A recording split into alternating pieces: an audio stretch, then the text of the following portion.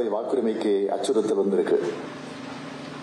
அத்தகைய அச்சுறுத்தலை தடுக்க வேண்டியது ஜனநாயக சக்திகளான நம்முடைய கடமை. அதனாலதான் SIR எனப்படும் சிறப்பு தீவிர வாக்காளர் பட்டியல் சீராய்வு என்ற முக்கிய பிரச்சனை குறித்து ஆலோசிக்க நாம் இங்கே கூடியிருக்கிறோம். நேர்மையான தேர்தலை நடத்த உண்மையான வாக்காளர் பட்டியல் அவசியம் என்பதை யாரும் மறுக்கல.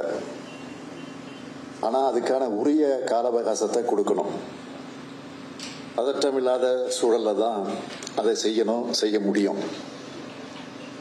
மாறாக தேர்தலுக்கு சில மாதங்கள் இருக்கிற நிலையில முழுமையான திருத்தப் பணிகள் செய்ய நினைக்கிறது உண்மையான வாக்காளர்களை நீக்குவதற்கான தந்திரம் மட்டுமே.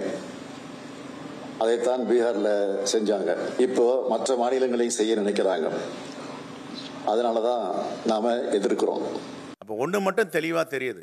எப்படி மகாராஷ்டிராவில் திடீரென்று 90 லட்சம் வாக்காளர்களை 5 மாத இடைவெளியில் சேர்த்தாங்களோ, மகாதேவபுரத்தில் பார்த்தீங்கன்னா 5 சட்டமன்ற தொகுதியில் படுதோல்வி அடைந்து வருகிறார். 6வது சட்டமன்றத்தில் 1,80,000 வாக்குகள் வித்தியாசத்தில் வெற்றி பெறுகிறார்கள். அதை ஆய்வு செய்யும் பொழுது பத்திரிகையாளர் சந்திப்பில் ராகுல் காந்தி அவர்கள் ரொம்ப தெளிவாக சொன்னார்.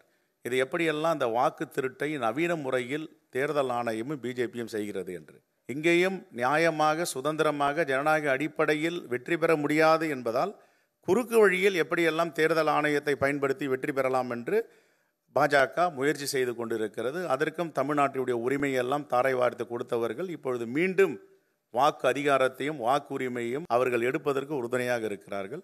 ஒரு பேராபத்தான ஒரு சூழ்நிலையை எதிர்கொள்வதற்கு ஜனநாயகத்தினுடைய ஆணிவேரையே அறுக்கக்கூடிய வேளையில் மத்திய அரசினுடைய ஏவுதலில் தேர்தல் ஆணையமே முனைந்திருக்கக்கூடிய இந்த நேரத்தில் ஆட்சி பொறுப்பிலே இருந்த கட்சியும் அதை போல இன்னும் சில கட்சிகளும் இந்த நிகழ்ச்சியிலே கலந்து கொள்ள வேண்டிய கடமையை செய்யாமல் அதற்கு நேர் எதிரான விமர்சனங்களை தந்துவிட்டு இதை புறக்கணித்து விட்டார்கள் என்பது மிகவும் வருத்தத்துக்கு உரியதாகும். ஸ்பெஷல் இன்டென்சிவ் ரிவிஷன் என்று சொல்வதற்கு அரசியல் சட்டத்தில் இடமில்லை.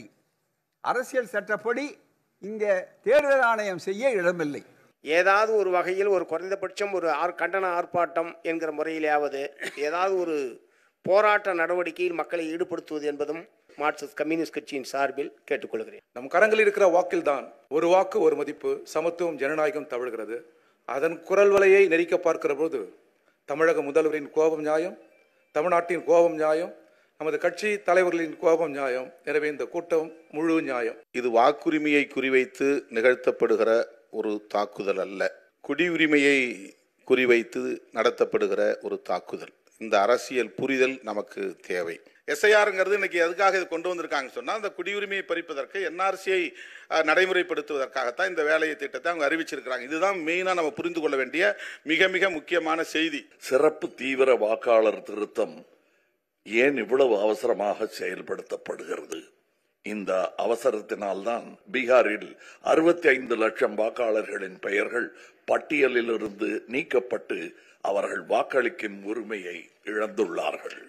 தமிழ்நாடு, கேரளா, புதுச்சேரி, மேற்கு வங்கம் உள்ளிட்ட 12 மாநிலங்களிலும் மட்டுமே சிறப்பு தீவிர வாக்காளர் திருத்த பணிகளை மேற்கொள்வதன் உள்நோக்கம் உண்மையில் வாக்காளர் பட்டியலை சரி செய்வதா அல்லது வேறு ஏதேனும் உள்ளதா? இப்பணியை 2026 தமிழ்நாடு சட்டமன்ற தேர்தல் முடிந்த பிறகு மேற்கொள்ள வேண்டும் என்பதே மக்கள் நீதி மய்யத்தின் நிலைப்பாடு. கண்டிப்பாக பீகாரில் நடைபெற்ற தவறு இங்கேயும் நடைபெறும். ஆகையால் நீங்கள் கொடுத்திருக்கின்ற 1 மாத காலமும் போதாது. வருகின்ற பணியாளர்களாம் 1 முறை வரமாட்டாங்களாம், மொத்தம் 3 முறை வருவாங்களாம். நான் சொன்னேன் 1 முறை வருவதற்கு இங்க காலம் நேரம் போதாது. எப்படி 3 முறை வர முடியும், வர முடியாது என்று நாங்கள் தெளிவாக கருத்தை தெரிவித்துள்ளோம். உச்சநீதிமன்றத்தில் இந்த சிறப்பு வாக்காளர் திருத்த நடவடிக்கை குறித்த வழக்கு, SIR குறித்த வழக்கு இன்னும் நிலுவையில் இருக்கின்றது. இந்த SIR நடவடிக்கையை நடத்துவதே இட் இஸ் இல்லீகல், சட்டவிரோதமானது, இட் இஸ் அன்கான்ஸ்டிடியூஷனல், அரசமைப்பு சட்டத்துக்கு விரோதமானது என்பதை இந்த நேரத்தில் நான் பதிவு செய்ய விரும்புகின்றேன். சட்டம் என்பது ஒன்றுதான், அது யார் கையில் இருக்கிறது என்பதை பொறுத்து நன்மை தீமைகள் விளைகின்றன. அதே போல இந்த எஸ்ஐஆர் யார் கையில் யார் செயல்படுத்துகிறார்கள் என்பதை பொறுத்துத்தான் நாம் இந்த பயம் இன்றைக்கு நமக்கு ஏற்பட்டு இருக்கிறது. நீதிமன்றம் தடை விதித்தால் ஒழிய அவர்கள் அதை நிறுத்துவதற்கு தயாராக இல்லை என்பதைத்தான் சூழ்நிலைகள் சொல்லுகின்றன. வணக்கம், இது கேள்விக்களம். ஆளும் திமுக தலைமையில் 49 கட்சிகள் கூடி தமிழ்நாட்டில் மேற்கொள்ளவிருக்கிற அந்த எஸ்ஐஆரை நிறுத்த வேண்டும் என்று ஒரு தீர்மானத்தை நிறைவேற்றியிருக்கிறார்கள். மறுபக்கம் அதிமுக, பிரதான எதிர்க்கட்சி அதிமுக, நாட்டை ஆளக்கூடிய பாஜக மற்றும் பாமக அவர்கள் எஸ்ஐஆருக்கு ஆதரவாக ஒரு நிலைப்பாடை எடுத்திருக்கிறார்கள். வாக்குரிமையில் அக்கறை யாருக்கு, அரசியல் செய்வது யார்? இதுதான் நாம் இன்று விவாதிக்க இருக்கக்கூடிய தலைப்பு. நம்மோடு இணைகிறார்கள் திமுகவில் இருந்து திரு மனுஷபுத்திரன், காங்கிரஸில் இருந்து MP ஜோதிமணி, அரசியல் ஆய்வாளர் பெருமாள்மணி, வழக்கறிஞர் சேலம் மணிகண்டன், பாஜகவிலிருந்து திரு ராஜகோபால். அனைவருக்கும் வணக்கம். திரு ராஜகோபால், உங்களிடம் தான் தொடரும். அதாவது பல்வேறு காரணங்கள், அந்த தீர்மானத்தையும் பார்த்துருப்பீங்க, தலைவர்களுடைய பேச்சையும் பார்த்துருப்பீங்க. பல்வேறு காரணங்கள், என்னென்ன காரணத்திற்காக எதிர்க்கிறார்கள், எதற்காக இது இப்பொழுது செய்ய உகந்ததல்ல, அப்புறம் எலெக்ஷன் கமிஷன் மேல் இருக்கக்கூடிய விமர்சனங்கள் என்ன, சந்தேகங்கள் என்ன, எல்லாவற்றையுமே எழுப்பியிருக்கார்கள். ஒரு விரிவாக அதை பட்டியலிட்டிருக்காங்க. இந்த காரணத்திற்காக இப்போ செய்யக்கூடியது அது சரியான நேரம் இல்லை. 26க்கு அப்புறம் ஒரு ஜனநாயக முறைப்படி வெளிப்படைத்தன்மையோடு சரியான முறையில் உச்சநீதிமன்ற வழிகாட்டுதலின் அடிப்படையில் இன் லெட்டர் அண்ட் ஸ்பிரிட் பண்ணணும் அப்படின்னு சொல்கிறாங்களே, அதில் என்ன தவறு இருக்குது? இல்லை, இதில் இந்த கட்சிகளெல்லாம் சில பேர், அதாவது 49 கட்சிகள் நீங்கள் சொன்ன மாதிரி ஒன்றாக கூடி சில கருத்துக்களை தெரிவித்திருக்கின்றார்கள். அந்த கருத்துக்களில் எந்த அளவுக்கு சட்டத்தின் அடிப்படையில் அதை நீங்கள் நிறைவேற்ற முடியுன்றது ஒரு பார்வை. ரெண்டாவது, தேர்தல் ஆணையத்துடைய அதிகாரங்கள் அதை எந்த அளவுக்கு ஒரு கட்சிகளின் சார்பாக நீங்கள் கொடுக்கும் வேண்டுகோளோ இல்லை நீங்கள் கொடுக்கும் ஒரு அழுத்தமோ அந்த ஆணையத்தை கட்டுப்படுத்தும் என்பது இன்னொரு பார்வை. இந்த ரெண்டையும் நம்ம பார்க்க வேண்டியது இருக்குது. அதில் ஒருத்தர் ரொம்ப தெளிவாக குறிப்பிட்டார். அதாவது இந்த நடைமுறையை பொறுத்தவரை, இந்த நடவடிக்கையை பொறுத்தவரையில் உச்சநீதிமன்றத்தில் எந்த ஒரு தடையாணையும் இல்லாத ஒரு தருணத்தில் இது சம்பந்தமாக நாம் எதுவும் செய்ய முடியாது என்ற ஒரு கருத்தை அவர் இறுதியில் தெரிவித்தார். அதாவது ஏற்கனவே ஒரு எஸ்ஐஆர் சம்பந்தப்பட்ட ஒரு வழக்கு உச்சநீதிமன்றத்தில் அவர்கள் வாதாடி பீகார் சம்பந்தமான அந்த எஸ்ஐஆர் ரிவிஷன் செய்வது அதை நிறுத்தப்பட வேண்டும் என்று அந்த வேண்டுகோள் வைக்கப்பட்டு, அந்த வேண்டுகோள் மீது உச்சநீதிமன்றம் எந்த ஒரு சாதகமான ஆணையும் கொடுக்காத காரணத்தால் பீகாரில் எஸ்ஐஆர் நடத்தப்பட்டு, அந்த எஸ்ஐஆர் நடத்தப்பட்ட அந்த வாக்காளர் பட்டியலின் அடிப்படையில் இப்பொழுது தேர்தல் நடைபெறப் போகின்றது. அப்படி இருக்கும் ஒரு சூழ்நிலையில் பீகார் போன்ற ஒரு மாநிலத்தில் என்ன பிரச்சனைகள் இருக்குன்னு உங்களுக்கே தெரியும். பீகாரில் அவங்க சொல்கிற மாதிரி ஒரு பல நாடுகள்லேருந்து மக்கள் வரக்கூடிய வாய்ப்புகள் இருந்தன. ஏன்னா அந்த பீகார்ன்றது ஒரு border state. Myanmar, Nepal, Bangladesh இப்படிப்பட்ட ஒரு பார்டர் ஸ்டேட்லேருந்து வரத்துக்கான வாய்ப்புகள். ரெண்டாவது, உங்களுக்கு பீகார்லேருந்து பல பேர் குடிபெயர்ந்து மற்ற மாநிலங்களுக்கு வேலைக்காக சென்றிருக்கின்றார்கள். குடும்பங்கள் பிளவுபட்டு இருக்கின்றன.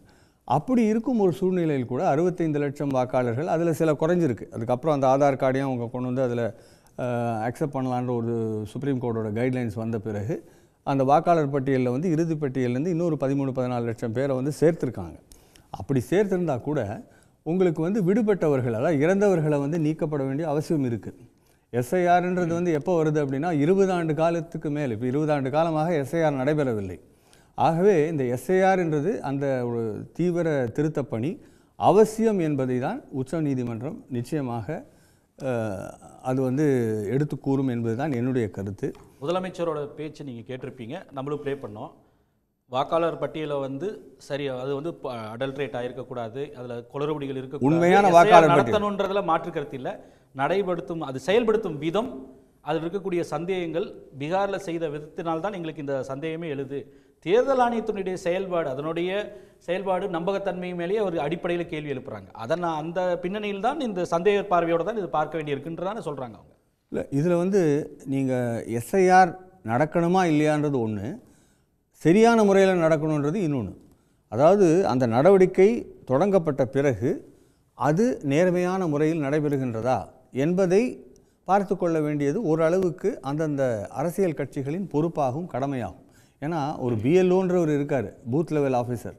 ஆனால் பூத் லெவல் ஏஜென்ட்ஸ் அந்தந்த கட்சிகளுக்கானவங்க இருக்காங்க.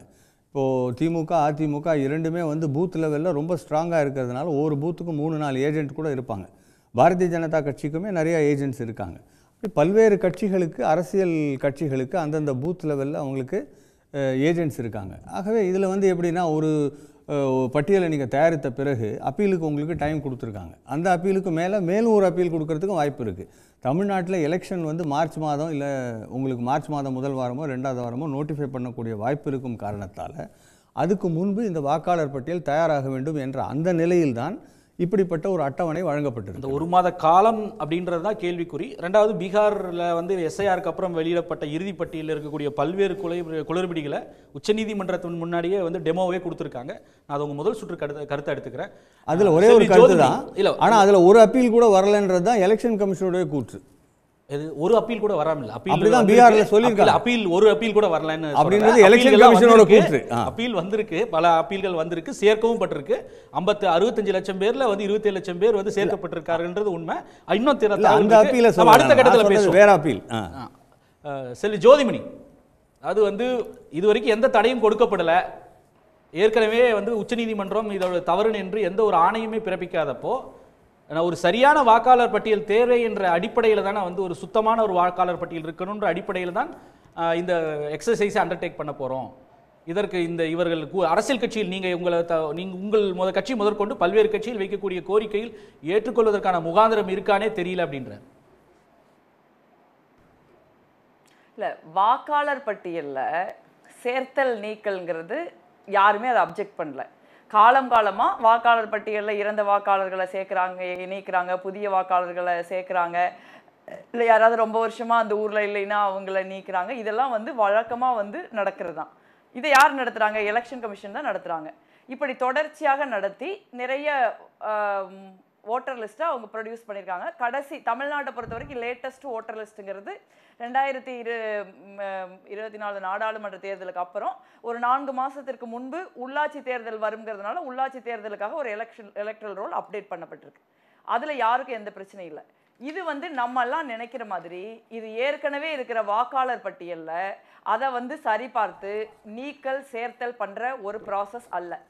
இது என்ன அப்படின்னா, இன்னைக்கு தமிழ்நாட்டில் 6,36,00,000 ஓட்டர்ஸும் இருக்காங்க. இவங்களுக்கு ஒரு ஓட்டர் லிஸ்ட் இருக்கு. இன்னையிலிருந்து அந்த ஓட்டர் லிஸ்ட்டை குப்பை தொட்டியில் தூக்கி எலெக்ஷன் கமிஷன் போட்டாங்க. ஈவன் அவங்களோட வெப்சைட்டில் கூட நீங்கள் போய் இப்போ இன்னைக்கு ஓட்டர் ஐடி போட்டிங்கன்னா இன்னைக்கு மத்தியானத்துலேருந்து எதுவும் அது காட்டுறதில்லை. இப்போ அந்த ஓட்டர் லிஸ்ட்டை முற்றிலுமாக ஒழித்து கட்டிவிட்டு இப்போ ஒரு புதிய எக்ஸசைஸை கொண்டாடுறாங்க. இதுதான் அந்த எனுமரேஷன் ஃபார்ம் அவங்க வந்து நமக்கு கொடுக்க போகிறாங்க. தமிழ்நாட்டில் இருக்கிற 6,36,00,000 ஓட்டர்ஸுக்கும் இந்த ஃபார்ம் போகும். நீங்கள் யாருமே இப்போ அஸ்இஃப் நவ் எலெக்ஷன் கமிஷனை பொறுத்த வரைக்கும் நீங்கள் யாருமே இப்போ ஓட்டர் கிடையாது தமிழ்நாட்டில். இனிமேல் இந்த ஃபார்மை கொடுத்து நீங்கள் அவங்க உங்களை சேர்த்துனா மட்டும்தான் நீங்கள் ஓட்டர், இல்லைன்னா நீங்கள் ஓட்டர் கிடையாது. நீங்கள் 20 வருஷம் ஓட்டு போட்டிருக்கலாம், 20 எலெக்ஷனில் ஓட்டு போட்டிருக்கலாம், 10 எலெக்ஷனில் ஓட்டு போட்டிருக்கலாம், அதெல்லாம் வந்து ஒரு மேட்டரே கிடையாது. இந்த எனுமரேஷன் ஃபார்மை பார்த்தீங்கன்னா இதில் வந்து என்னென்ன கேட்குறாங்கன்னு பாருங்கள். அது வந்து ரொம்ப எனக்கே இந்த ஃபார்ம் பார்த்தது ரொம்ப அதிர்ச்சி ஆயிடுச்சு. அந்த ஃபார்மில் வந்து ஃபஸ்ட்டு ஒரு காலம், அதில் வந்து பிறந்த தேதி, ஆதார் எண், அது வந்து விருப்பத் தேர்வு, கைபேசி எண், தந்தை அல்லது பாதுகாவலரின் பெயர், தந்தை பாதுகாவலர் வாக்காளர் புகைப்பட அடையாள அட்டை எண், தாயாரின் பெயர் அவங்களுடைய புகைப்பட அடையாள அட்டை எண், கணவரோ மனைவியோ இருந்தால் அவங்க புகைப்பட அடையாள அட்டை எண், இதெல்லாம் கொடுக்கணும். இதெல்லாம் கொடுத்தா ஒரு ஓட்டர் லிஸ்ட்டில் உங்களை சேர்க்கலாமா இல்லையான்னு வெரிஃபை பண்ணி அவங்க சேர்ப்பாங்க. இதோட முடிஞ்சு போகலை. இதுக்கப்புறம் அது கீழே ஒரு பகுதி இருக்கு, முந்தைய சிறப்பு தீவிர திருத்தத்தில் உள்ள வாக்காளர் பட்டியலில் உள்ள வாக்காளரின் விவரங்கள். முந்தைய சிறப்பு சீர்திருத்தம் எப்படி நடந்திருக்குன்னா 2002 23 வருஷத்துக்கு முன்னே நடந்திருக்கு. அதுல வந்து உங்க உறவினர் பெயர் என்ன, அவங்க உங்களுக்கு என்ன உறவு முறை அப்படிங்கிற தகவலை கூடுதலா கேட்குறாங்க. நீங்க அந்த 23 வருஷத்துக்கு அப்ப முன்ன ஓட்டு போட்டப்ப யார் உங்களுக்கு உறவினரோ இருந்தாங்க நீங்க இங்க குறிப்பிட்டீங்கன்னா அடுத்து ஒரு காலம் இருக்குது. அந்த காலத்துல அந்த உறவினரோட டீடைல் கேட்குறாங்க. அந்த உறவினர் இறந்திருந்தா இப்ப அவங்களுக்கு டெத் சர்டிபிகேட் கேட்பாங்க, உங்களுக்கு வேற உறவினர் இல்லைன்னு சொல்றாங்க. இப்ப எங்க அம்மா 2002 நான் ஓட்டு போடுறப்ப உயிரோடு இருந்தாங்க, இனிமே நான் ஓட்டு போட போறப்ப எங்க அம்மா உயிரோடு இல்லை, அப்ப நான் எனக்கு வேற யாரும் இல்லைங்கிறதுனால நான் டெத் சர்டிபிகேட் ப்ரொடியூஸ் பண்ண வேண்டிய ஒரு சூழல் வரும்னு சொல்றாங்க. இப்ப இது நீங்க சொல்லுங்க, இதுக்கு பேரு வாக்காளர் பட்டியல் திருத்தமா? வாக்காளர் பட்டியல் திருத்தம்ங்கிறது ஒரு வாக்காளர் பட்டியல் ஏற்கனவே இருக்கும். அந்த வாக்காளர் பட்டியலுக்கு ஓனர் யாரு? இதே எலெக்ஷன் கமிஷன் தான் அந்த வாக்காளர் பட்டியலுக்கு ஓனர்.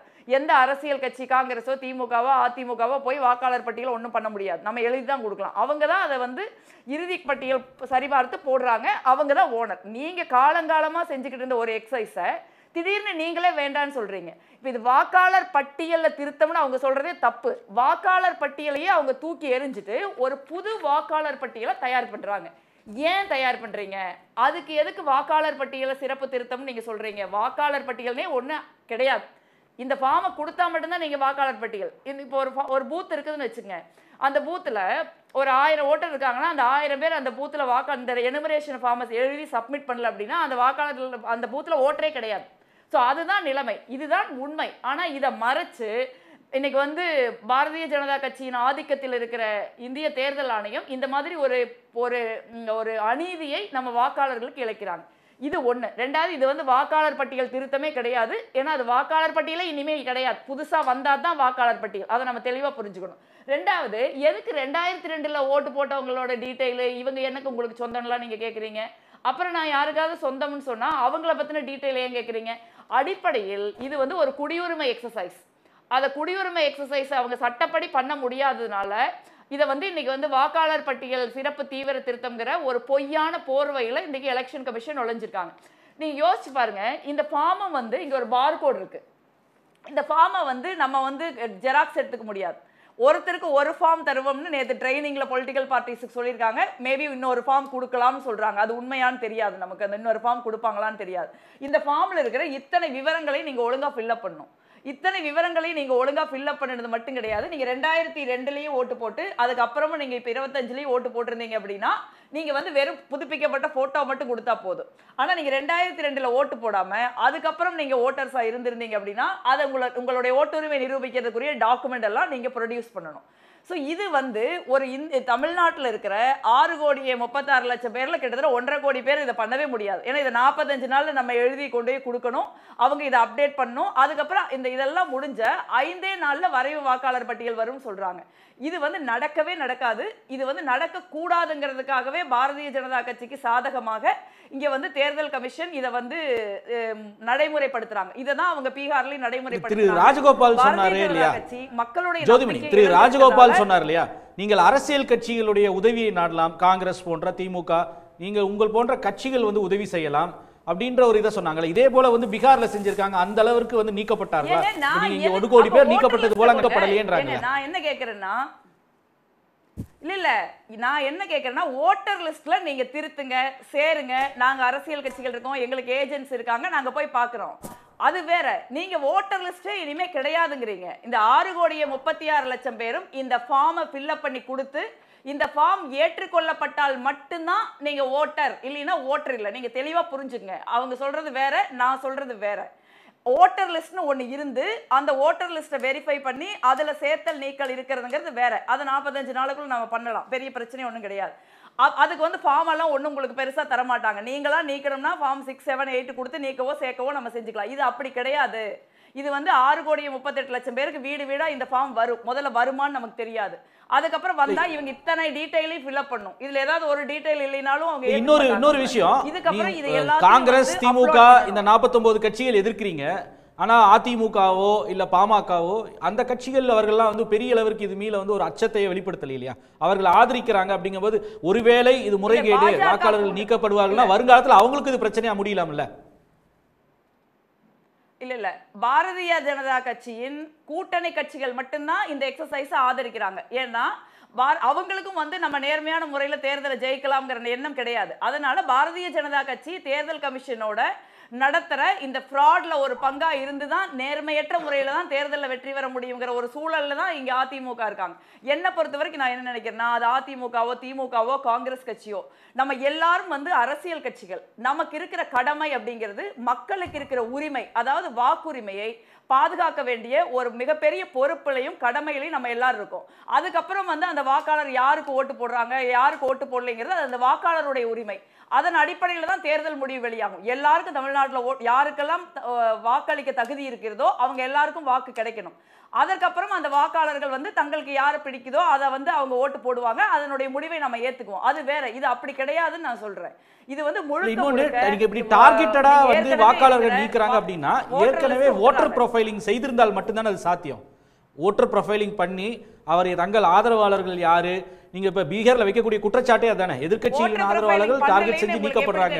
தமிழ்நாட்டை பொறுத்த வரைக்கும் இல்ல ஓட்டர் ப்ரொஃபைலிங் பண்ணலைன்னு உங்களுக்கு எப்படி தெரியும்? இப்ப நம்ம மகாராஷ்டிரால என்ன சொல்றோம், பாஜக ஏற்கனவே ஓட்டர் ப்ரொஃபைலிங் பண்ணி, கர்நாடகாவில் என்ன சொல்றோம், ஓட்டர் ப்ரொஃபைலிங் பண்ணி அதற்கப்புறம் தான் அவங்கள நீக்கியிருக்காங்க குற்றச்சாட்டு தான் நம்ம வைக்கிறோம். ஏற்கனவே வந்து ஓட்டர் ப்ரொஃபைலிங் வந்து அவங்க பண்ணியிருக்காங்க. பொதுவாகவே வந்து பாஜகன்னு இல்லை, தமிழ்நாட்டை பொறுத்த வரைக்கும் ஓட்டர் ப்ரொஃபைலிங் பண்ற ஒரு மெத்தட் வந்து இருக்கு. திமுக ஓட்டர் ப்ரொஃபைல் பண்றாங்க, ஏடிஎம்கே ஓட்டர் ப்ரொஃபைலிங் பண்றாங்க, பிஜேபியும் வந்து மற்ற மாநிலங்களில் ஓட்டர் ப்ரொஃபைலிங் பண்ணி காங்கிரஸ் ஓட்டர்கள், சிறுபான்மை ஓட்டை சேர்ந்தவர்கள், தலித்துகள், இந்த மாதிரி யாரெல்லாம் வந்து பாஜக அல்லாத கட்சிகளுக்கு வாக்களிப்பாங்களோ அவங்கள ஓட்டெல்லாம் நீக்கப்பட்டிருக்குதுங்கிறதா குற்றச்சாட்டே. இப்ப ராகுல் காந்தி அவர்கள் அதை சந்தேகத்திற்கு இடமில்லாமல் நிரூபிச்சார்ல.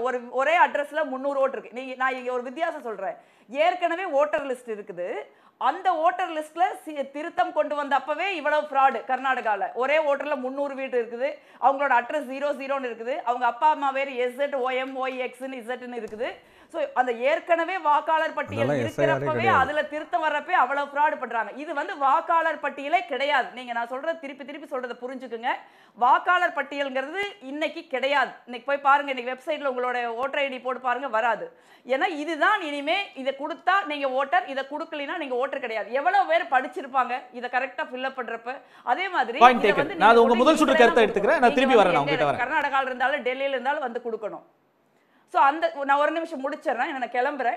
ஸோ அதனால வந்து இந்த எக்ஸசைஸை வந்து நம்ம கடுமையாக இது எதுக்கணும். இது வந்து வாக்காளர் பட்டி, இது வந்து ஃப்ரெஞ்சைஸ் கிடையாது, இது டிஸ்என்ஃப்ரெஞ்சைசிங் த பீப்புள். அதனால இதனோட நோக்கம் வந்து முழுக்க வேற. அதனால இதை தமிழ்நாடு மட்டுமல்ல 12 மாநிலங்களும் யூனியன் பிரதேசங்களும் இதை கடுமையாக எதிர்க்கணும். இந்த நாட்டில் எல்லாருக்கும் என்ன ஒன்று இருக்குன்னா, ஏழையா இருக்கலாம், பணக்காரா இருக்கலாம், ஆணா இருக்கலாம், பெண்ணா இருக்கலாம், ஏதோ ஒரு மதத்தை சேர்ந்தவர்களா இருக்கலாம், சாதியை சேர்ந்தவர்களாக இருக்கலாம், அவங்க எல்லாருக்கும் இந்த நாட்டில் சமமா ஒன்று இருக்குதுன்னா அது ஓட்டுரிமை தான். அதை தான் நேரு உறுதிப்படுத்தினார் சுதந்திர இந்தியாவில். அந்த ஓட்டுரிமையை இன்னைக்கு பறிக்கிற ஒரு வேலையை பாஜகவின் சார்பாக தேர்தல் ஆணையம் செய்கிறது. இது நம்ம வந்து கடுமையா எதுக்கும். நம்ம எந்த கட்சியை சேர்ந்தவர்களா வேணாலும் இருக்கலாம், ஆனால் நமது வாக்காளர்களுடைய வாக்கை பாதுகாக்க வேண்டியது நமது கடமைங்கிறது எல்லா கட்சிகளையும் நினைவில் வச்சுக்கணும். இன்னைக்கு வந்து அனைத்து கட்சி கூட்டத்தில் நம்ம வந்து தேர்தல் ஆணையம் இந்த எக்ஸசைஸை நிறுத்தல அப்படின்னா நம்ம உச்சநீதிமன்றத்துக்கு போவோங்க. நீதிமன்றத்தை நாடன்னு சொல்லிருக்கீங்க. இல்ல நீங்க கிளம்புறதுனால எனக்கு இறுதியா எனக்கு ஒரே ஒரு கேள்வி உங்ககிட்ட. களத்திலேயே நம்ம போராடணும். இல்லை நீங்கள் கிளம்புறதுனால இறுதியாக இந்த கேள்விக்கு பதில் சொல்லிட்டுலாம். அதாவது நீங்கள் பொதுவாக வைக்கக்கூடிய குற்றச்சாட்டு பீகாரில் ஆட்சியில் இருக்கக்கூடிய கட்சி என்பதனால் அவர்கள் வசதியாக எதிர்க்கட்சிகளுடைய வாக்குகளை நீக்குகிறார்கள். இல்லை பிஜேபி வந்து டெல்லியில் பவரில் இருக்குது, அங்கே மாநிலத்தில் வந்து நிதிஷ்குமார் பிஜேபி கூட்டணி இருக்கிறனால எளிதாக நீக்குகிறார்கள் அப்படின்ற ஒரு சந்தேகத்தை வந்து பெரிய அளவிற்கு சில கட்சிகள் எழுப்புறாங்க. அப்போ அதே இங்கே பொருத்தி பார்த்தா ஆட்சியில் இருக்கக்கூடிய திமுக அந்த நிலைப்பாடு படி பார்த்தோம்னா இங்கே திமுக சாதகமாக செய்து விடலாம் அப்படின்ற ஒரு நிலை, ஹைப்போதெட்டிக்கலி ஸ்பீக்கிங். அப்படி இருந்தால் அதிமுக எதிர்க்கத்தானே வேண்டும். சந்தேகத்தை வந்து திமுக மேல தானே வந்து பொதுவாக வைக்க வேண்டும். ஆனால் அவர்கள் ஆதரிக்கிறாங்க இல்லையா? நான் என்ன சொல்றேன்னா, இது இது திமுக அதிமுக பிரச்சனை கிடையாது. இது வந்து என்னோட ஓட்டு உங்களோட ஓட்டுன்னு ஒரு தனிப்பட்ட மனிதர்களுடைய வாக்குரிமை சம்பந்தப்பட்ட பிரச்சனை. இது வந்து இது திமுக இதுக்கு என்ன கிடைக்குது? 1.25 லட்சம், இது 6,36,00,000 பேருக்கு நீ இந்த சீட்டை கொண்டே கொடுன்னு திமுக சொல்லுதா? இல்ல இந்த சீட்ல இந்த மாதிரி காலம்களை ஃபில்அப் பண்றதை திமுக டிசைன் பண்ணியிருக்குதா? இது வந்து இங்க ஆளுங்கட்சி சம்பந்தப்பட்டது அல்ல. நம்ம என்ன சொல்றோம்னா, எந்த கட்சி ஆட்சியில் இருந்தாலும் இந்திய தேர்தல் ஆணையத்தினுடைய கட்டுப்பாட்டுல இந்த ப்ராசஸ் நடக்குது. அப்ப தேர்தல் ஆணையம் இப்படி ஒரு ஃபார்மை கொடுங்கன்னு நீங்க சொல்லுங்க. 45 நாளுக்குள்ள 6,36,00,000 மக்களுக்கு இதை நீங்க கொண்டு கொடுத்துருவீங்களா? கொடுத்து உடனே வாங்கிடுவீங்களா? அதை வெரிஃபை பண்ணிடுவீங்களா? மக்கள் இதை ஃபில்அப் பண்ணிடுவாங்களா? அதை டைப் பண்ணி டிஜிட்டைஸ் பண்ணிடுவீங்களா? பண்ணி 5 நாள்ல வரைவு வாக்காளர் பட்டியல் நீங்க போட்டுருவீங்களா? சொல்லுங்க. இதையெல்லாம் செய்ய முடியாது அப்படின்னு தெளிவா தெரிஞ்சதுனால தான் தமிழ்நாட்டில் இருக்கிற ஒரு பெரும்பகுதி மக்களுடைய வாக்குகளை எடுத்துறணும் அப்படிங்கிற ஒரு உள்நோக்கத்தோட தான் தேர்தல் கமிஷன் இந்த முயற்சியில் இறங்கியிருக்காங்க. இதை வந்து நம்ம கடுமையா எதுக்கணும்னு நான் சொல்றேன். நன்றி திருமதி சோதனை.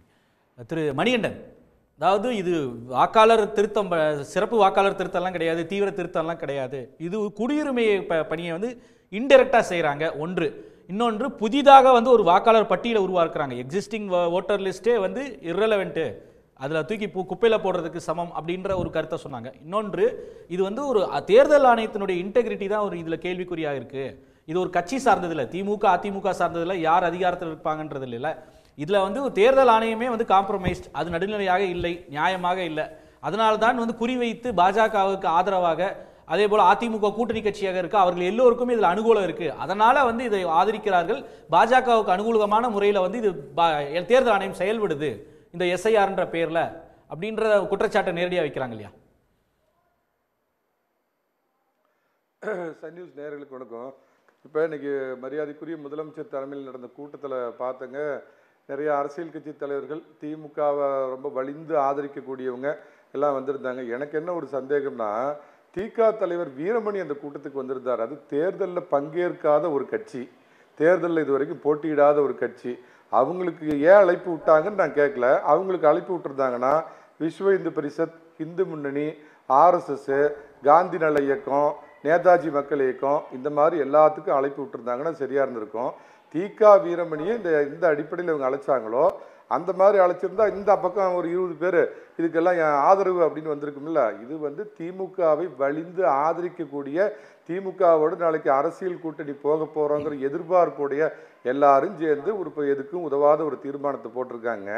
இதில் என்ன அப்படின்னா, இது எபிசோட் 2ங்க. முதல்ல என்ன பண்ணாங்கன்னா, கொஞ்ச நாளாக பார்த்தீங்கன்னா எலக்ட்ரானிக் ஓட்டிங் மிஷின் எதை அமைத்தினாலும் தாமரைக்கு உழுவுது, தாமரைக்கு உழுவுது, தாமரைக்கு உழுவுது அப்படின்னு ஒரு 5-7 வருஷம் அதை சொல்லி பார்த்தாங்க. அது மக்கள் மத்தியில் எதுவும் எடுபடலை அப்படின்னு ஒன்று. இப்போ அடுத்தது புதுசாக கண்டுபிடிச்சிட்டாங்க. இதை பிஜேபி எல்லாம் சேர்த்துது, திருத்துது, தனக்கு தேவைக்கு ஓட்டு போட மாட்டாங்கன்னு சொல்கிறவங்களுடைய வாக்கெல்லாம் அடிக்குது. சிறுபான்மையினர், மகளிர் எதில் எடுத்தாலும் அதில் கொண்டு வந்துடுவாங்க. சிறுபான்மை மகளிர் ஓட்டெல்லாம் நீக்கிறாங்க அப்படிங்கிறாங்க. நான் ஒன்று கேட்குறேன் சார், இது எடுக்க போகிறது முழுக்க நம்ம தமிழகத்தை சேர்ந்த அதிகாரிகள். என்ன நம்மலாம் சொல்கிற மாதிரி கக்கூஸ் கழுவு பீகார்காரன் ஏது இப்போ வாக்காளர் பட்டியலில் வீடு வீடாக போய் சரி பார்க்க போகிறானா, இல்லை பான்பராக் வாயம் போய் சரி பார்க்க போகிறானா, இல்லை இந்த சப்ஜெக்ட்குள்ள வாங்க. நீங்க எதற்கு சம்பந்தம் இல்லாம அதெல்லாம் எதற்கு பேசணும்? நம்ம ஒரு கண்ணியத்தோட இதை பேசுவோம். நான் நீங்க சொன்னதுனால ஒரு புள்ளி விவரத்தை மட்டும் உங்களுக்கு நான் சுட்டி காட்டிடுறேன். நீங்க சொன்னது சம்பந்தமான ஒரு புள்ளி விவரத்தை மட்டும் சுட்டி காட்டிடுறேன். நீங்க பெண்கள் வாக்குகளை நீக்கிறாங்களா அப்படின்னு சொல்லி கேட்டீங்க இல்லையா? நீங்க முதல் முறையாக 2020 இருந்து இன்றுதான் பீகாரில் இந்த SIR நடந்து முடிந்ததுக்கப்புறம் ஒவ்வொரு 1000 ஆண் வாக்காளர்களுக்கும் 900க்கும் கம்மியான பெண் வாக்காளர்கள் வந்தது இந்த முறை தான். அதாவது பதிவு செய்ய தகுதி வாய்ந்த வாக்காளர்கள் பதிவு செய்யாமல் இருந்தவர்களோட எண்ணிக்கை 27 லட்சமாக இருந்துச்சு. SIR போன்ற ஒரு தீவிர திருத்தம் மேற்கொண்டா அது எண்ணிக்கை குறைந்து நிறைய பேர் வாக்காளர்களாக உள்ள வரணும். மாறா SIRக்கு அப்புறம் அது 81 லட்சமாக உயர்ந்திருக்கு. அதாவது தகுதி வாய்ந்த வாக்காளர்கள் பதிவு செய்யப்படாதவர்களுடைய எண்ணிக்கை. அப்போ அதே போல 5.24 லட்சம் பேர் டூப்ளிகேட் என்ட்ரிஸ் SIRக்கு அப்புறம். அது 5.1 லட்சம் பேர் கிப்ரிஷ்ல இருக்கு. உங்க பேர் என்னன்னா XYZ இருக்கிறது, அட்ரஸ் இப்படி இருக்குது. இதெல்லாம் SIRக்கு அப்புறம் இதை உச்சநீதிமன்றத்திலே பிரசன்ட் பண்ணியாச்சு இந்த டேட்டாவெல்லாம். அப்போ SIRன்றது உண்மையிலேயே சரிபார்க்கணும். அதை வாக்காளர் பட்டியல் ரொம்ப தூய்மை வாய்ந்ததா இருக்கணும். அதில் எவ்வளவு சாத்தியமோ அந்த அளவுக்கு குளறுபடிகளை குறைக்கணும். அப்படின்னா இத்தனையும் வந்ததுக்கு அப்புறம் எப்படி அந்த நம்பகத்தன்மை வரும் அந்த SIR மேல? சரி, ஒரு கேள்வியே அணுகுண்டு மாதிரி ஒரு நிமிஷம் கேட்டீங்க. பதில் நீங்க எந்த விவரத்தை அடிப்படையில் புள்ளி விவரம் சொன்னீங்கன்னு எனக்கு தெரியல. 22 லட்சம் பேர் இறந்து யோகேந்திர அவர் பண்ண பிரசன்டேஷன் உச்சநீதிமன்ற டேட்டா அங்கே இருக்கு. சரி, நானும் சொல்றேன். 22 லட்சம் பேர் இறந்து போயிட்டாங்க பீகாரில். 33 லட்சம் பேர் மைக்ரேட்டடு, 10 லட்சம் பேர் டபுள் என்ட்ரி, 1 லட்சம் பேர் எந்த ஆதாரமும் கொடுக்கல அப்படின்னு நான் கேட்குறேன். ரொம்ப நியாயத்தை நிலைநாட்டக்கூடிய உங்களுக்குலாம் பிடிச்ச ஒரு உச்சநீதிமன்ற தலைமை நீதிபதியாக இருக்கிறப்ப தடை விதிச்சிருக்கலாம்ல. இதில் தவறு பிஜேபி இந்த மாதிரி பிளான் பண்ணி நமக்கு ஓட்டு போடாதவனெல்லாம் தூக்குது அப்படின்னா உச்சநீதிமன்றம் தடை விதிச்சிருக்கணுமா, விதிக்க வேண்டாமா? மீதியெல்லாம் கோர்ட் நமக்கு சாதகமாக தீர்ப்பு வந்தால் எடுத்து வச்சுட்டு நம்ம கொண்டாடுறோமே, அந்த உச்சநீதிமன்றம் நீங்கள் போங்க, நாளைக்கு கோர்ட்டுக்கு போங்க, நாளானைக்கு கோர்ட்டுக்கு போங்க, உச்சநீதிமன்றம் இது வரைக்கும் தடை விதிச்சிருக்குதா? இப்படியே தான் கிளப்பிடுங்க. CAA வந்துச்சுன்னா ஐயோ இங்கே இருக்கிற இஸ்லாமிய சகோதரர்களுடைய ஓட்டெல்லாம் பறி போயிடும், NRC வந்துருச்சு, டீலிமிட்டேஷனை கொண்டு வர போகிறாங்க, 370 அப்ரவேஷன் பண்ணிட்டாங்க, நாட்டில் ரத்த ஆறு ஓட போகுது, செத்து போன ஆறு ஓட போகுதுன்னாங்க, PM ஸ்ரீ திட்டத்துக்கு எதிர்ப்பு, GST வரல, இருமொழி கொள்கை, இப்படியே தன்னுடைய ஃபெயிலியரை மறைக்கிறதுக்கு எதுக்கு எடுத்தாலும் ஒன்றிய அரசு, குன்றிய அரசு. ஐயா, மரியாதைக்குரிய முன்னாள் முதலமைச்சர் கலைஞர் அவர்கள் இதை வரவேற்றிருக்கிறாங்க. 2016 திமுகவுடைய தேர்தல் அறிக்கையில் இதை கொண்டு வராங்க. நான் கேட்குறேன் சார், நம்ம திராவிட DRO, நம்ம திராவிட RDO, நம்ம திராவிட கலெக்டர் தான் சார் தேர்தல் தலைமை அதிகாரி. சம்பந்தப்பட்ட ரெவென்யூ நம்ம திராவிட ரெவென்யூக்காரங்க தான் சார் ஊடுடா போகிறான். திமுக வலிமையான பூத் கமிட்டி வச்சிருக்குது, அதிமுக வலிமையான பூத் கமிட்டி வச்சிருக்குது, எல்லாத்துக்கும் மேலே ஸ்பெஷல் இன்டென்சிவ் ரிவிஷன் சொல்கிறோமே, அந்த மாதிரி இந்தியாவிலேயே ஸ்பெஷல் மாநிலம், தேர்தலுக்காக பணமும் பரிசு மலையும் ஊடு ஊடா தேடி போய் கொடுக்கக்கூடிய மாநிலம். யாரு சார் தன்னுடைய பேர் விடுபட்டு போச்சுன்னா ஐயோ கூரையை பிச்சுட்டு கொட்டுற பணம் நமக்கு வராமல் போயிடும், கூரையை பிச்சுட்டு நம்ம கொட்டுற பரிசு பொருள் வராமல் போயிடுன்னு உளுந்து போய் சேர்த்துவான் சார். ஜோதிமணி சொன்னாங்க, ஆதார் கார்டு வந்து இன்னைக்கு இந்தியாவிலேயே அதிகப்படியாக ஆதார் கார்டு எடுத்த முன்னிலை மாநிலம் தமிழகம். கிட்டத்தட்ட 87-90% பேர் எடுத்திருக்காங்கன்னா அதே படிக்க தெரியாதவங்க தான் நம்ம ஊரில் இருந்தாங்க. ஆதாருக்கு இதே மாதிரி அவங்க எல்லாம் முனைஞ்சு எடுக்கலையா? கலைஞர் உரிமை தொகைன்னு இப்போ சொல்லி மாதம் மாதம் கொடுக்குறீங்களா? அதுக்கு தங்களுக்கு உரிமை தொகை வரணுங்கிறதுக்காக இப்போ எல்லாம் கியூவில் நின்று அதுக்கு ஃபார்ம் ஃபில்அப் பண்ணி கொடுக்கலையா? இது உங்களுடைய கடமை. உங்கள் வீட்டு டோரை 3 தடவை தட்டுறோம், பின்னாடியே திமுக தேர்தல் ஏஜென்ட் வருவார், அதிமுக தேர்தல் ஏஜென்ட் வருவார், பிஜேபி தேர்தல் ஏஜென்ட் வருவார். இவ்வளோ பேர் இருக்கிறப்ப எப்படி இந்த பாயா நமக்கு ஓட்டு போட மாட்டாது தூக்கிடியா அப்படின்னா பின்னாடி இருக்கிற திமுக காரங்க விட்டுருவாங்களா? இவன் அதிமுக ஓட்டுக்காரன் இவனை தூக்கு பண்ணி திமுக சொன்னா விட்டுற போறாங்களா? எல்லாவற்றிற்கும் மேலாக நமது திராவிட மாடல் ஆட்சி நடக்கின்ற திராவிட ஆபீசர்ஸ் போற இடத்துல எப்படி சார் தவறு நடக்கும்? எதுக்கு எடுத்தாலும் பாத்தீங்கன்னா ஒன்றிய அரசு குன்றிய தஞ்சாவூர்ல வந்து முளைப்பூட்டு போய் திருப்பி வரேன் திரு மனுஷ். அதாவது உங்க அதிகாரிகள் தானே போறாங்க உங்கள் திராவிட ஆட்சின்னு அவர் கூற்றுப்படி பார்த்தா அப்போ பீகாரில் இருக்கக்கூடியவர்கள்லாம் ஆர்எஸ்எஸ் டிஆர்ஓ ஆர்டிஓவான்னு கேட்குற கேள்வி வரும். அப்போது அரசு அதிகாரிகள் அங்கே ஆட்சி செய்யக்கூடியவர்கள் தெரிஞ்சவர்கள் தானே. அதே போல் கட்சிகளும் இந்த ஃபார்ம் கொடுத்த உடனே பின்னாடியே போகிறாங்கல்ல, என்ன உங்களுக்கு அச்சம் அப்படின்னு சொல்லி ஒரு கேள்வி எழுப்புறாரு. இந்த அணுகுமுறை, இந்த விதிமுறை ஏன் வந்து கரூர் ஸ்டாம்பேர்டு அந்த விவகாரத்தில் உச்சநீதிமன்றம் வந்து ஒரு குழு அமைச்சு அந்த குழுவில் தமிழ்நாட்டை சேர்ந்தவர்கள் தமிழர்கள் யாருமே இருக்கக்கூடாது என்று ஒரு உத்தரவு வந்தபோது இவங்கெல்லாம் ஏன் வாய் மூடி இருந்தாங்க? என்ன அப்போ வந்து பார்த்திங்கன்னா ஏன் வந்து அப்போ தமிழர்கள் மீது அவ்வளோ பெரிய அவதூறை அன்றைக்கி வந்து பார்த்திங்கன்னா ஒரு நீதிமன்றத்தின் வாயிலாகவே அவங்க சொல்ல வைக்கிறாங்க. அப்படி பார்க்குறப்போ வந்துட்டு இதில் வந்து பார்த்திங்கன்னா தமிழ்நாட்டை சேர்ந்த அதிகாரிகள் வந்து இருந்தாலே அவங்க வந்து இந்த வழக்கு விசாரணை ஒழுங்காக நடைபெறாது அப்படின்னு சொன்னதை ஆதரித்தவங்க இன்றைக்கி என்ன சொல்கிறாங்க? தமிழ்நாட்டை சேர்ந்தவங்க தானே பண்ண போகிறாங்க, எல்லாம் நேர்மையாக நடக்கும்ல அப்படின்னு சொன்னால் இதுக்குள்ளே இருக்க கான்ட்ரடிக்ஷன் என்னன்னு யோசிச்சு பாருங்கள். ஒவ்வொரு பிரச்சனையிலும் ஒரு ஸ்டாண்டு, ஒரு நிலைப்பாடு. இப்போ ஏற்கனவே ஜோதிமணி அவர்கள் குறிப்பிட்டது போல் இது பாஜகவுடைய பிரச்சனையா? அதை காம்ப்ளிமெண்ட் எடுத்துக்க முடியாதா? திமுக ஆட்சி நடந்தாலும் இங்கே அதிகாரிகள் நேர்மையாக அதையே அப்போ சொல்லலை, அதை தான் நான் கேட்குறேன். அது ஜட்ஜ்மெண்ட் வந்துச்சுல, அப்போ நாங்கள் தான் எழுத்து பேசணும். இதே விவாதத்தில் நான் தான் அதை பேசினேன். அப்போயே வந்து அந்த தமிழ்நாட்டு அதிகாரிகளை பற்றின அந்த உணர்வு அவங்களுக்கு ஏன் வரல? இவங்க காம்ப்ளிமெண்ட்டாக சொல்கிறாங்கன்னே நான் எடுத்துக்கிறேன். என்ன இவ்வளவு திராவிட மாடல் ஆட்சி அதிகாரிகளுடைய நேர்மை மேலே உங்களுக்கு நம்பிக்கை இருந்தால் அப்போ அந்த கேள்வி அவங்க கேட்டிருக்கணும். அப்போ கேட்க முடியாமல் எங்கே போச்சு அந்த யோகிதை தமிழர்கள் மேலே இருக்கக்கூடிய இதை? இன்றைக்கி வந்து பார்த்திங்கன்னா பிரதமர் வந்து பேசுகிறார் வந்து ஏதோ தமிழ்நாட்டுக்காரங்கள்லாம் பீகாரிகளை குடும்பப்படுத்துகிறாங்கன்னு. என்ன சான்று இருக்கிறது? எங்காவது யாராவது தாக்கப்பட்டிருக்கிறார்களா? யாராவது அடிக்கப்பட்டிருக்கிறார்களா? ஒரு பிரதமர் வதந்தி பரப்புகிறவராக தமிழர்களுக்கு எதிராக பேசி கொண்டிருக்கிறார். சரி, அந்த பிரச்சனையை விடுவோம்.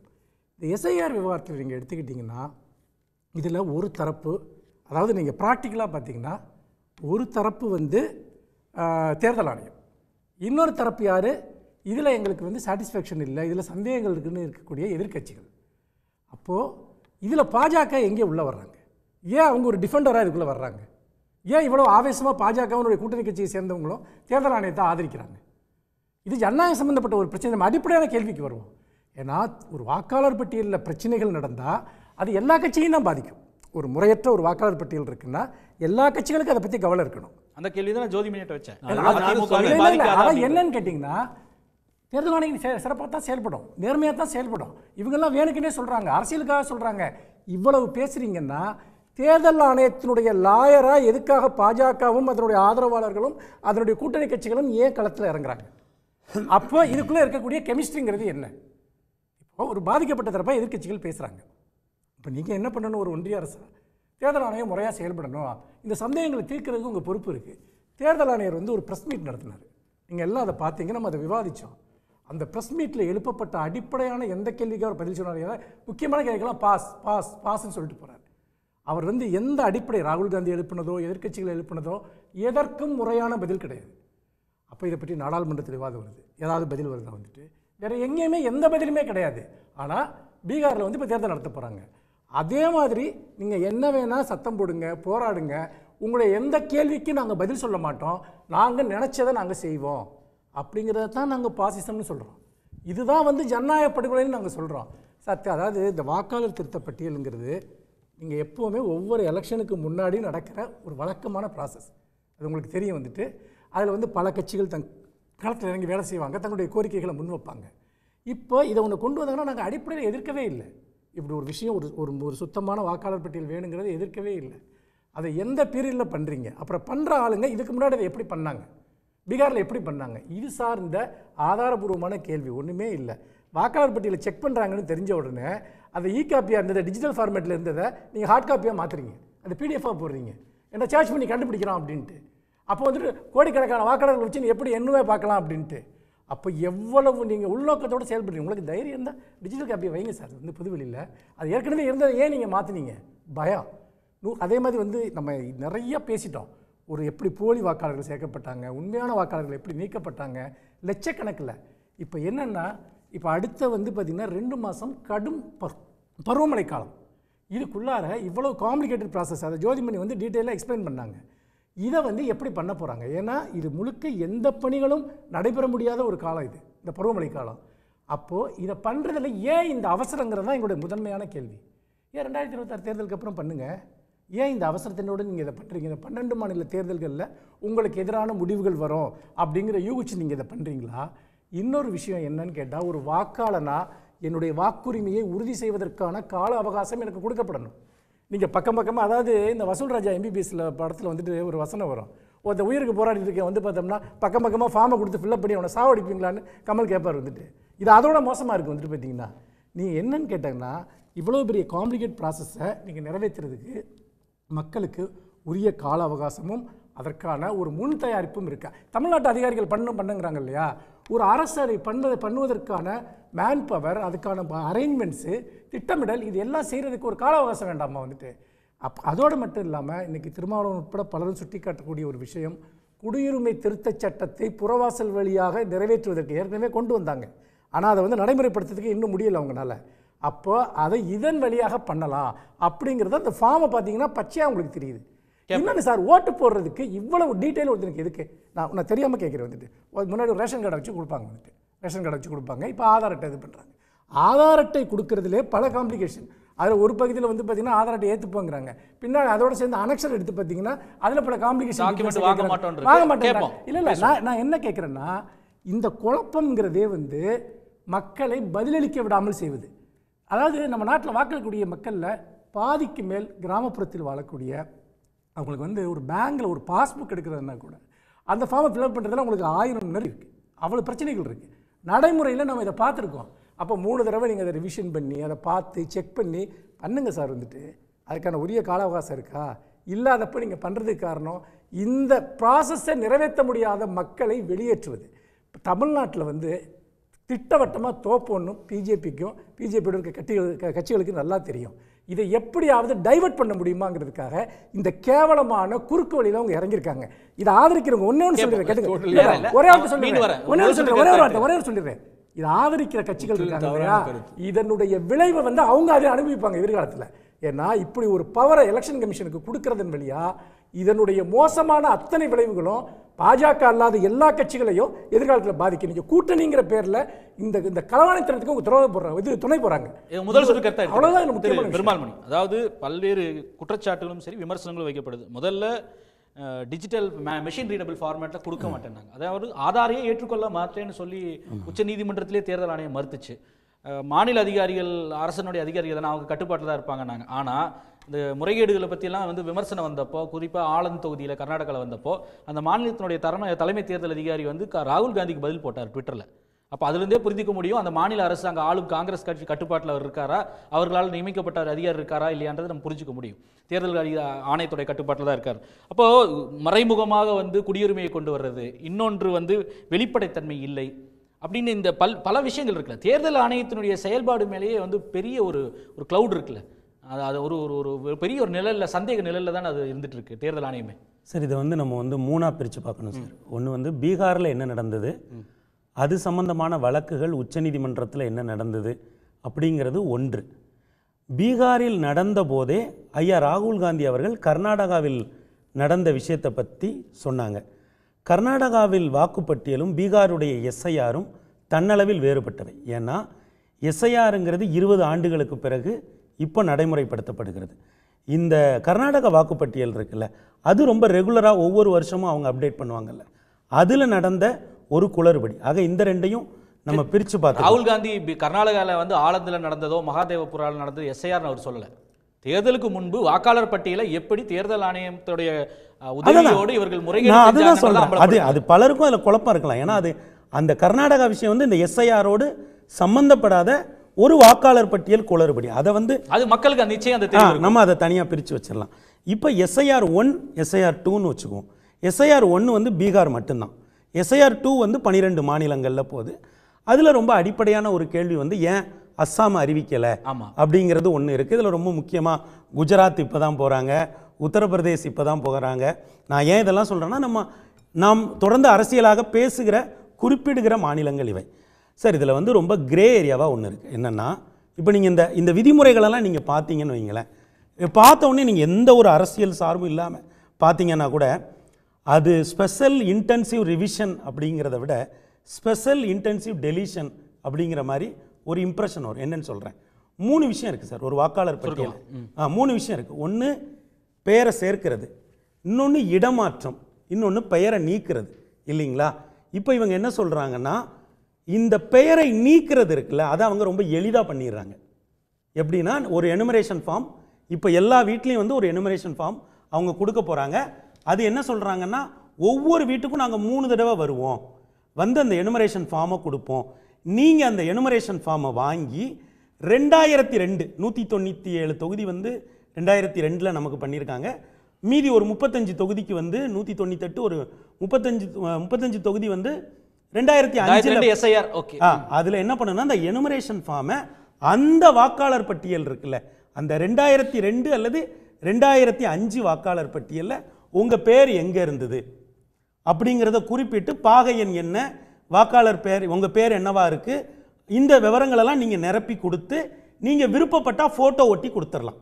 இப்போ ஒரு அடிப்படையா ஒரு கேள்வி இல்ல ஒரு கேள்வி கேட்டாங்க இல்லையா மாலாவர் இல்ல இது சொல்லிரேன் இல்ல இது சொன்னாதான் புரியும். இல்ல நம்ம ரொம்ப டெக்னிக்கலா போவேன். நான் கேட்கக்கூடிய கேள்வி ரொம்ப ஒரே நிமிஷம் இருங்க மிஸ்டர் ராஜகோபால். அதாவது ஒரு விவசாயியா மழை காலத்துல நான் போய் இதுக்கெல்லாம் உட்காந்து தேடிக்கிட்டு உட்காந்துக்கிட்டு இருப்பேனா, நான் வந்து உங்களுக்கு பூர்த்தி பண்றதுக்கு 2002 இருந்து தேடிட்டு இருப்பேனா, நான் வந்து என்னோட நெல்லை பாதுகாப்புறதோ இல்ல என்னோட தொழிலை பார்ப்பனா, என் வீட்டில் இருக்கக்கூடிய பிரச்சனைகளை பார்ப்பனா, இந்த தரவுகளை தேடிக்கிட்டு இருப்பேனா? இல்ல அது ஒரு முக்கியமான கேள்வி. ஆனா என்ன கத்தி இதுல என்ன நடக்குன்னு சொல்லிடுறேன். இப்போ ஒரே வீட்டில் ஒருத்தர் 2002 இருந்து இன்னைக்கு வாக்காளராக இருக்காருன்னு வைங்களேன், அவர் எளிதாக ஃபில்அப் பண்ணி கொடுத்துருவார். அதே தொகுதிக்குள்ளேயோ அதே பகுதியிலேயோ ஒருத்தர் இடம் மாறி இருக்காருன்னு வைங்க, அவரும் எளிதாக இதை என் பேர் அங்கே இருக்கு இப்போ நான் இங்கே வந்திருக்கேன்னு கொடுத்துட முடியும்.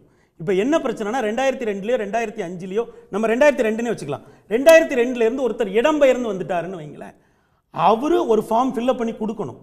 அதில் பழைய விவரங்கள் எல்லாம் கொடுத்து இப்போ நான் இங்கே இருக்கேங்கிறதையும் கொடுக்கணும். ஆனால் இதில் என்ன கிரே ஏரியா தெரியுங்களா, இப்போ இடம் மாறி இருக்காருல்ல அவரோட பேர் வந்து வரைவு வாக்காளர் பட்டியலில் வராது. இப்போ அரசியல் கட்சிகள் அச்சத்தை வெளிப்படுத்துகிற இடம் இதுதான். என்னன்னா ஒரு வீட்டில் ஒருத்தர் வாக்காளர் இருக்காரு, அவர் எனுமரேஷன் ஃபார்ம் கொடுக்கல அப்படின்னா அந்த பேரை அவங்க டெலீட் பண்ணிடுறாங்க. இப்போ இடம் மாறி வெளியூரில் இருக்காருல்ல அவர் பேரை வந்து வரைவு வாக்காளர் பட்டியலில் சேர்க்கணுமா இல்லையா, அவங்க சேர்க்க மாட்டேன்றாங்க. வரைவு வாக்காளர் பட்டியல் டிசம்பர் 9 வருது, இறுதி வாக்காளர் பட்டியல் பிப்ரவரி 7 வருது. இந்த பிப்ரவரி 7க்கு அப்புறம் நீங்கள் அதில் ஒன்றுமே பண்ண முடியாது. அப்போ அரசியல் கட்சிகள் இந்த அச்சத்தை வெளிப்படுத்துகிற இடம் எதுன்னா, இப்போ இடம் மாறி இருக்கிற ஒரு வாக்காளர் தான் ஃபார்மை ஃபில்அப் பண்ணியே கொடுத்தாலுமே கூட அவர் பேரு வரைவு வாக்காளர் பட்டியலில் வராது அப்படின்னு அவங்க சொல்றாங்க. இருங்க ரெண்டாவது சொல்றேன். 18 இதில் இருக்கக்கூடிய சிக்கலை சொல்லிட்டீங்க. அடிப்படையாக இன்னொரு கேள்வி, இப்போ இந்த பிரச்சனையிலேயே வந்து இவர்கள் இந்த கட்சியில் எல்லோருமே எழுப்பக்கூடியது வந்து பீகார்ல அவர்களுக்கு கிடைத்த அனுபவம், அங்க வந்து நடந்த வாக்காளர் சேர்த்ததும் சரி நீக்கினதும் சரி, அதன் அடிப்படையில் தான் இந்த சந்தேகங்களே எழுப்புறாங்க. அதுல 2500 இடத்துல வீடுகளில் 100 வாக்காளருக்கு மேல இருக்காங்கன்னு சொல்லி சேர்ந்திருக்கு. இப்போ நான் சொன்னது போல 5 லட்சம் டூப்ளிகேஷன் தகுதி வாய்ந்து பதிவு செய்யாமப்பட இருக்கக்கூடிய வாக்காளர்கள் வந்து 27 லட்சத்திலிருந்து 81 லட்சமா இன்க்ரீஸ் ஆயிருக்கு. அப்படின்னா அப்போ ஒண்ணு அவங்க தப்பா விடுபட்டு போயிருக்கணும், இல்லைன்னா எஸ்ஐஆர் சரியான முறையில் செய்யப்படாம இருக்கணும். இந்த 2 தான் இருக்கணும். அப்போ அந்த அச்சத்தை தான் அவங்க வெளிப்படுத்துறாங்க. அதை அட்ரஸ் பண்றதுக்கு இந்த தேர்தல் ஆணையம் என்ன பதில் என்ன இன்னொரு கேள்வி கேட்டாங்க, நீக்குனீங்க இல்ல டெலிட்டட்னு, அந்த டெலிட்டட் லிஸ்ட்டை கொடுங்கன்னு சொன்னா ஏன் கொடுக்க மாட்டாங்க? அதெல்லாம் எங்க இருந்து வந்ததுன்னா தெரியுமா உங்களுக்கு? ஏன்னா இந்த வரைவு வாக்காளர் பட்டியலில் இப்போ ஒரு புது ஓட்டர் 18 வயசுல சேர்றாங்கன்னு வைங்க, அவங்க பேரும் வரைவு வாக்காளர் பட்டியலில் வராது. இப்ப என்ன பிரச்சனை? அது கூட வேண்டாம். நீக்கப்பட்டவங்க இத்தனை லட்சம் பேர் நீக்கப்பட்டாங்கன்னு லிஸ்ட் கேக்குறாங்க. உச்சநீதிமன்றமே கேக்குது. அத கொடுக்கறதுல என்ன வந்து அநீதி பிரச்சனை இல்ல. கடைசி அப்புறம் அவங்க கொடுத்தாங்க. பீகார் கொடுத்திருக்காங்க. இல்ல, பீகார் பிரச்சனை நான் என்னன்னு சொல்றேன். இல்ல, அவங்க சப்மிட் பண்ணாங்களே எவ்வளவு பேரை நீக்கி இருக்கோம் லிஸ்ட் கேட்டாங்க. பப்ளிக்கா போடுங்க, யார் யார் நீக்கப்பட்டாங்கன்னு பேரோட கொடுங்கன்னு சொல்லி கேட்டாங்க. என்ன சொன்னாங்க? தேர்தல் ஆணையம் என்ன சொல்லுச்சுன்னா, நாங்க வந்து மாவட்ட வாரியா போடுறோம். மாவட்ட வாரியா அங்க இருக்கக்கூடிய அதிகாரிகள்ட்ட நீங்க போய் கேட்டு வாங்கிக்கலாம் அப்படிங்கறாங்க. அப்புறம் உச்சநீதிமன்றம் கொடுக்கறதுல ஜேசிக்கு என்ன பிரச்சனை? பூத் வைஸ் போடுங்கன்னு சொல்லிச்சு. சார், நான் கேக்குறது பூத் வைஸா போய் தேர் அந்த லிஸ்ட் எடுத்து கொடுக்க வேண்டியது உங்ககிட்ட தான் எல்லாம் தட்டனா சாஃப்ட்வேர்ல அப்படியே வந்துருது. இதெல்லாம் நடந்த பிறகு நீங்க பீகார் தேர்தல்ல என்னென்ன பிரச்சனை வந்ததோ அதெல்லாம் நடந்த பிறகுதான் இப்போ வந்து ஆதார் வந்து 12வது டாக்குமெண்டா இதுல வந்து இணைக்கப்பட்டிருக்கு. இது பீகாரினுடைய ஒரு விளைவு தான். 12வது டாக்குமெண்டா இப்போ வந்து இந்த SIR 2க்கான நோட்டிபிகேஷன்ல ஆதார் வந்து நம்ம கொடுத்து ஃபில் அப் பண்ணலாம், இணைக்கப்பட்டிருக்கு. இப்போ என்னன்னா, பீகார்ல அவங்க ரொம்ப SIR 20 வருஷம் கழிச்சு பண்ணதுனால ரொம்ப வேகமா பண்ணாங்க. இப்போ இந்த ஒட்டுமொத்த விவாதங்களோட பிரச்சனை எங்க இருக்குன்றத மட்டும் புரிஞ்சுக்குங்க. சுருக்கமா, வரைவு வாக்காளர் பட்டியலை அவங்க வந்து வெளிப்படையா வைக்க மாட்டேங்கிறாங்க. அப்புறம் இன்னொன்னு சொல்றாங்க என்னன்னா, இப்போ ஒருத்தர் பேரை மாத்துறாங்க. இப்போ இந்த ப்ரொசீஜர் இருக்குல்ல, நவம்பர் 4ல இருந்து டிசம்பர் 4 வரைக்கும் இருக்கிறது ரெகுலர் ப்ரொசீஜர்.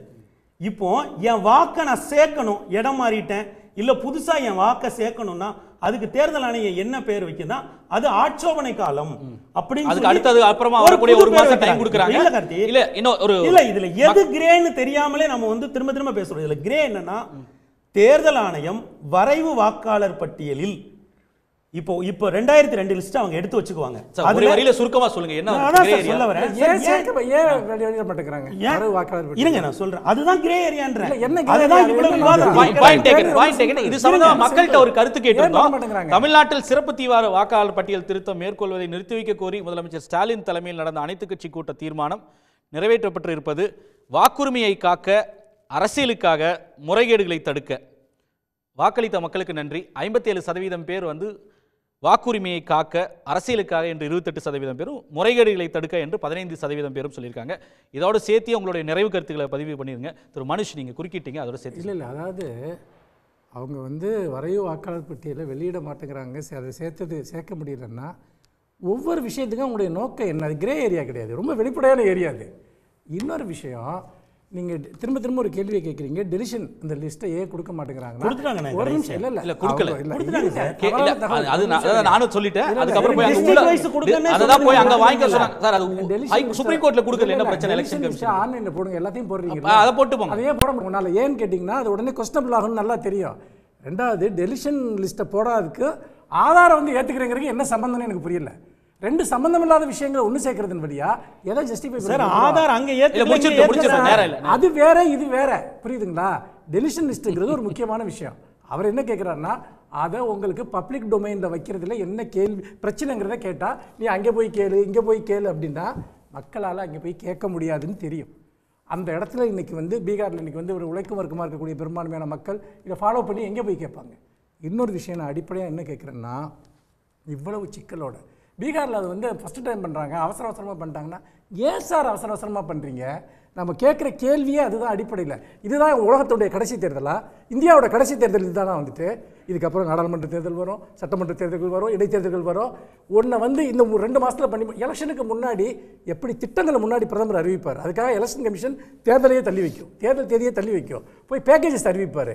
இப்போ அடுத்த கட்டமாக இந்த மாதிரியான வாக்காளர் பட்டியல்களை வந்து தயார் பண்ணுறது, அதில் வந்து உண்மையான வாக்காளர்களை நீக்கிறது, போலி வாக்காளர்களை சேர்க்கறது, இது எல்லாமே பிஜேபியோட எலெக்ஷன் ப்ராசஸினுடைய அடுத்த கட்டம். அப்போது உங்கள் நாம கேட்குறது என்ன? கிரே ஏரியா ஒரு நிமிஷம் சார், இல்லை கிரே ஏரியா கிடையாது, ஒன்றும் கிடையாது.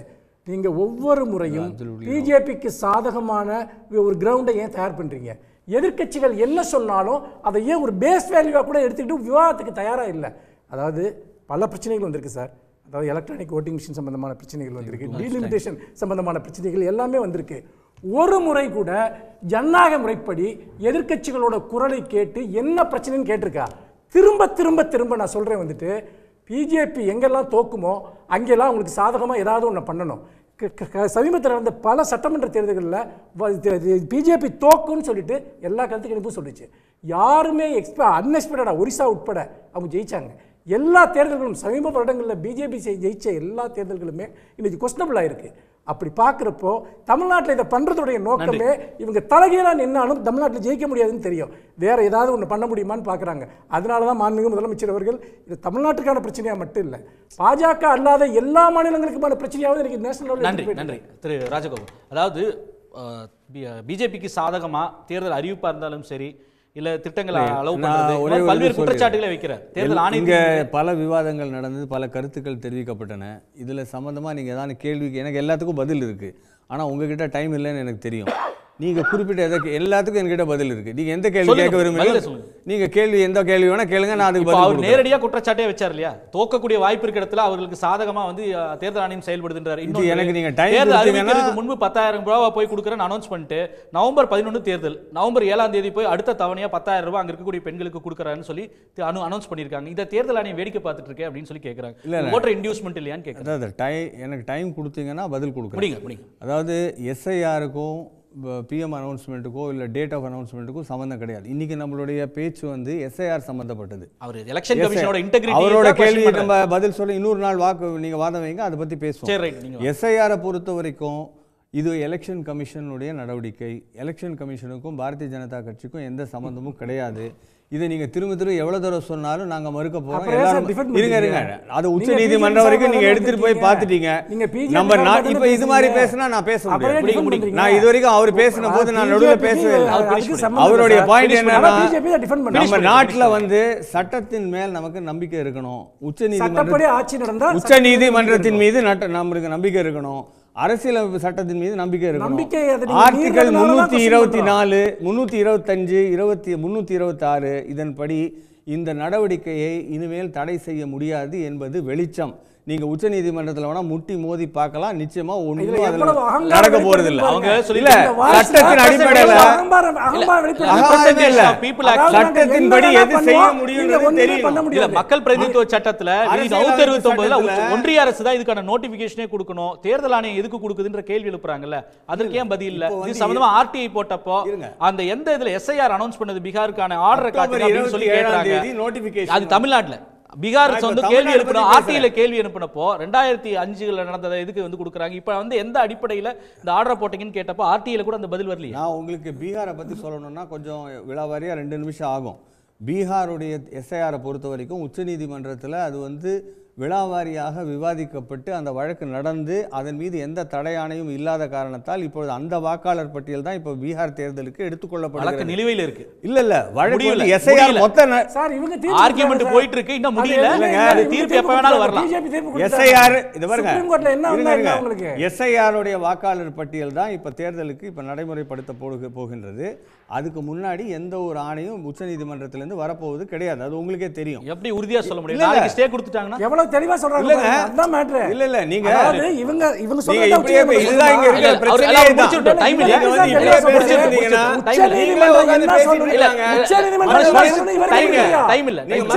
என்ன சொல்றாங்க? அதான் நானே கேட்டேன். ஆர்டிகல் 324 அவர் மனுஷபுத்திரன் அவர்கள் ஆர்டிகல் 324, 325, 326 தயவு செய்து படிச்சிட்டு தான் வந்திருக்கீங்க. படிக்காம இங்க வந்து பேச கூடாது. இல்ல உச்ச நீதிமன்றம் இத படிச்சேங்க இருக்கு. நான் திரு மணிகண்டன் உச்ச நீதிமன்றம் உங்களுடைய நிறைவு கருத்து மணிகண்டன் உங்களுடைய நிறைவு கருத்து ஒரே ஒரு லைன். இல்ல டைம் இல்ல. இல்ல அவங்க ரெண்டு பேரும் இன்னும் கருத்து முடிச்சிட்டோம். இல்ல மணிகண்டன் அவர் கருத்து முடிச்சிட்டோம். எலெக்ஷன் தீர்ப்பு வரணும். இவர் திரு ராஜகோபால் திரு மணிகண்டன் அவர் வெயிட் பண்ணுங்க. உங்க கருத்து முடிச்சிருங்க. உங்க இறுதி கருத்து மணிகண்டன். இறுதி கருத்து நீதிபதிகளுக்கு சமமான அந்தஸ்து. சரி நீங்க உச்ச நீதிமன்ற நீதிபதியை நீக்கிட்டீங்களா? இல்ல யாரும் நீக்க போறாங்க? யாரும் நீக்க. திரு மணிகண்டன் உங்களுடைய இறுதி கருத்து முடிச்சிருங்க. நீங்க அரசியலமைப்பு சட்டத்தின் மேல நம்பிக்கை இல்லனா நான் ஒண்ணும் செய்ய முடியாது. எனக்கு ஒரு அரசு நடத்துறீங்க. Rajagopal sir please allow me. இல்ல எனக்கு முதல்ல வாய்ப்பு. I am not talking. தேர்தல் இருக்கிறப்ப பீகார்ல எதுக்கு 10,000 ரூபாய் பீகார்ல தேர்தல் இருக்கிறப்ப 10,000 ரூபாய் எப்படி அறிவிச்சார் பிரதமர்னு கேட்டீங்க. சரியான கேள்வி. தமிழ்நாட்டில் ஈரோடு இடைத்தேர்தல் வரப்போகுதுன்னு உடனே இங்க இருக்கிற முதல்வர் மு க ஸ்டாலின் எப்படி அறிவிச்சாரோ அதை பார்த்து தான் பிரைம் மினிஸ்டர் காப்பி அடிச்சிருப்பார் நான் நினைக்கிறேங்க. இது வந்து குடியுரிமைக்கான ஃபில்டர் அப்படிங்கிறாங்க. இருந்தா என்னங்க தப்பு? இந்தியனா இல்லாதவன் எப்படி ஒரு இந்திய தேர்தல்ல வாக்களிக்க முடியும்? ஒரு இன்ஃபில்ட்ரேட்டர் வெளிநாட்டுல கள்ளக்குடியர் எப்படி வாக்களிக்க முடியும்? முடிவு பண்ண வேண்டியது அந்த அதிகாரம் தேர்தல் ஆணையம் கிடையாது. அது உச்சநீதிமன்றமே சொல்லிடுச்சு. தேர்தல் ஆணையம் அதை ஒப்புக்கொண்டுருச்சு. நீங்க அது இல்லாத அதிகாரத்தை எப்படி என்ன பண்ணா என்ன தப்புன்னு கேட்க முடியாது. KN நேரு வீட்டுக்கு பிடிக்க போனது வேற சிக்கினது வேற, என்ன தப்பு? அதனால விட்டுணும்னு அர்த்தமா? அந்த மாதிரி இந்த நாட்டோட குடிமகனா இல்லாதவன் எப்படி சார் இந்திய நாட்டோட தேர்தல்? எல்லாத்துக்கும் ஒரு சட்டம் இருக்கு சார். ஒண்ணு, அதாவது இது கரூர் இதுக்கு ஏங்க தமிழ்நாட்டை சேர்ந்தவரை வந்து நம்ம இது பண்ணல அப்படின்னு மனுஷபுத்திரன் கேட்டாரு. அம்மாவோட வழக்கு கர்நாடகாக்கார நீதிபதிக்கு நடத்துற மாதிரி மாத்த சொல்லி கேட்டீங்களா? அது எதுக்கு கேட்டீங்க? அதான் அதுக்கு பதிலுங்க. ஒரு ஏங்க சார் தமிழ்நாட்டு அதிகாரி விசாரிக்க கூடாதுன்னு சொன்னா நான் பேசுறேன் சார். இருங்க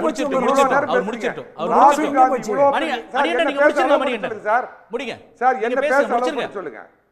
அதாவது ராகுல் காந்தி பக்கம் பக்கமா எல்லாம் போட்டு பிரசன்டேஷன் பண்ணார, ஏன் ஒரு தெம்பு திராணியில போய் ஒரு அபிடவிட் கொடுக்கறதுக்கு தேர்தல் ஆணையம் அடிச்சு ஒரே ஒரு அபிடவிட் கொடுங்க அப்படின்னு கேட்டப்ப அபிடவிட் அவரால் கொடுக்க முடியல.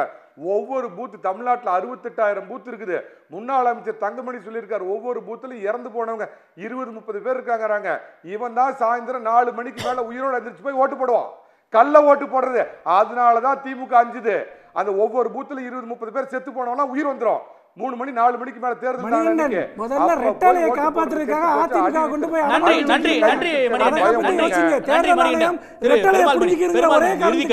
ஒரு கட்சியை கொண்டு போய் அடமான வச்சிருக்கீங்க. அதிமுக அடகு வச்சிருக்கீங்க. திரு பெருமாள்மணி திரும்ப இறுதி கருத்து. இல்ல இந்த எஸ்ஐஆர் நடைமுறையில தேர்தல் ஆணையம் வரைவு வாக்காளர் பட்டியலுக்கும் இறுதி வாக்காளர் பட்டியலுக்குமான அந்த இடம் இருக்குல்ல, அதுதான் இன்றைக்கு அரசியல் கட்சிகள் இவ்வளவு விஷயங்களை பேசுவதற்கும் காரணம். ஏன்னா நவம்பர் 4 ஆரம்பிக்கிற இந்த எனுமரேஷன் ஃபார்ம் ப்ரொசீஜர் வந்து டிசம்பர் 4 முடியுது. டிசம்பர் 9 அவங்க வந்து வரைவு வாக்காளர் பட்டியலை கொடுக்குறாங்க. பிப்ரவரி 7 வந்து அவங்க வந்து இறுதி வாக்காளர் பட்டியலை கொடுக்குறாங்க. இப்போ ஐயா குறிப்பிட்ட மாதிரி இறுதி வாக்காளர் பட்டியல் வந்துருச்சுன்னா அதற்கு பிறகு முழுக்க அந்த தேர்தல் வந்து இந்த எஸ்ஐஆர் கொடுக்கக்கூடிய இறுதி வாக்காளர் பட்டியலின் அடிப்படையில் தான் நடக்கும். அப்போது இடமாற்றம் செய்யப்பட்டவர்கள், புதிதாக சேருகிற வாக்காளர்கள், இவங்களுடைய நிலைமை என்னவாக மாறும் அப்படிங்கிறது ஒரு மிக முக்கியமான இதில் கேள்வியே வந்து அது சரியான முறையா இல்லை, தேர்தல் ஆணையத்தினுடைய செயல்பாடே வந்து நம்பகத்தன்மை இல்லைன்றதான் கேள்வி. வந்து வெறுமனே இந்த எக்ஸசைஸில் இருக்கக்கூடிய ஒரு ப்ரொசீஜரல் டிஃபிகல்ட்டியை பற்றி மட்டும் இல்லை, அதோட இம்ப்ராக்டிகாலிட்டி பற்றி மட்டும் கிடையாது. அந்த தலைமை தேர்தல் ஆணையர் ஞானேஷ்குமாரோடைய செயல்பாடே வந்து இங்கே கேள்விக்குறியாக இருக்குது. தேர்தல் ஆணையம் எப்படி வந்து ஒரு மாடல் கார்டு ஆஃப் கான்டக்ட் வயலேஷனை வந்து அலோவ் பண்ணுதுன்னு, அது பிரதமருடைய பேச்சாக இருந்தாலும் சரி, தேர்தல் நடக்கிறதுக்கு ஒரு 4 நாள் முன்னாடி போய் இவ்வளோ லட்சம் மகளிருக்கு 10,000 ரூபாய் கொடுக்குறதாகட்டும் சரி. அவர் கேட்டார், இதே மாதிரி வந்து தேர்தலில் ஈரோடு கிழக்கில் நடந்ததான்னு சொல்லி கேட்டார். ஒருவேளை நாளை வந்து சட்டமன்ற தேர்தல் 2026 வரும்போது அதுக்கு 1 மாதம் முன்னாடி அனௌன்ஸ் பண்ணி தேர்தல் நடக்க போகிற டைமில் அந்த மாடல் கோட் ஆஃப் கான்டக்ட் பீரியடில் போயிட்டு இங்கே ஒரு 1000 ரூபான்றது 2000 ரூபாய் உயர்த்தி வந்து அந்த மாதம் கேஷாக கொடுக்குறேன்னா ஒத்துக்குமா அதிமுகன்னு தெரியல. பட் இருந்தாலும் இது ஒரு பெரிய பிரச்சனை.